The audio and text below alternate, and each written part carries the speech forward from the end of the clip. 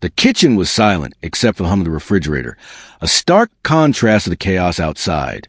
I could hear the faint whine of my baby crying through the walls, and the soft thud of a coffee mug hitting the counter as I fumbled in the dark. The smell of cold metal and the faint odor of the frozen freezer hit me as I opened it, realizing the last portion of milk was almost gone. Everything felt fragile, precarious, like one small failure could cascade into disaster. That moment, the helplessness of knowing your family depends on forces beyond your control. That's me. What if there was a way to remove that uncertainty completely, to never feel powerless over your home's energy again? Most people in your position assume the problem is their skill, their planning, or their attention to detail. But that's not the case. The real problem is the system itself. The energy industry has built a world where dependency is mandatory. Across the U.S., the power sector generates over $400 billion a year, and its success relies on keeping families tethered to a fragile, overpriced grid. I call it the dependency loop.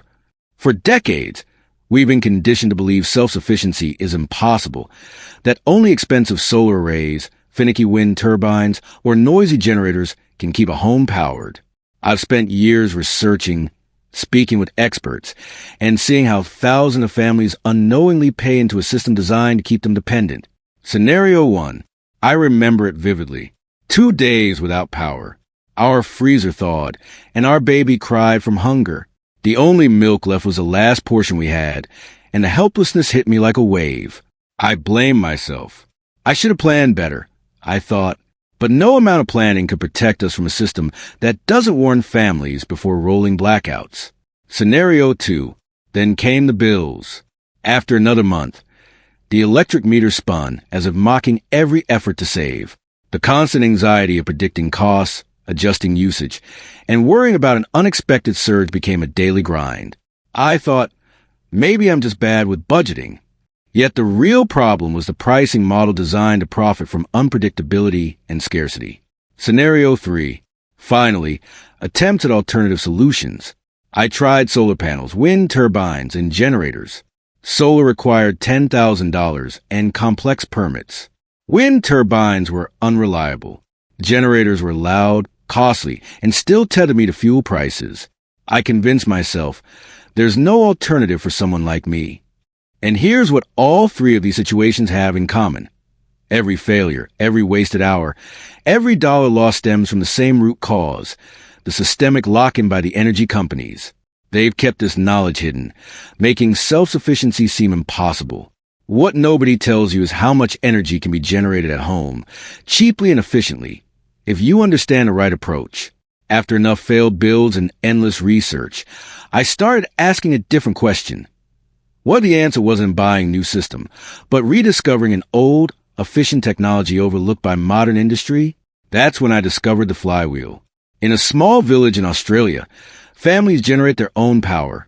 No meters, no bills, no dependency. A simple mechanical device. The flywheel stores kinetic energy, which can be drawn out at will. It's a principle as old as industrialization, yet few understand its full potential.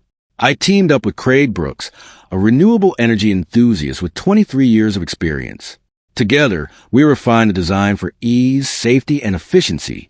With only a salvage flywheel, some plywood gears, and a bicycle chain, materials totaling less than $208, we created a system that powers a full household reliably, silently, and without fuel. This system solved every problem from the pain spiral. The blackouts no longer mattered. Energy costs dropped drastically, and alternative appliances like ACs and refrigerators ran without worry. Families suddenly felt control and independence they hadn't imagined possible. Many wonder, do I have the skill or space to make this work? Sarah, a single mother from Ohio, had no technical experience. She followed the step-by-step blueprint and had her system running in under 3 hours. Her family cut their bills by over 60% in the first month. Then there's Mark, a retiree in Arizona.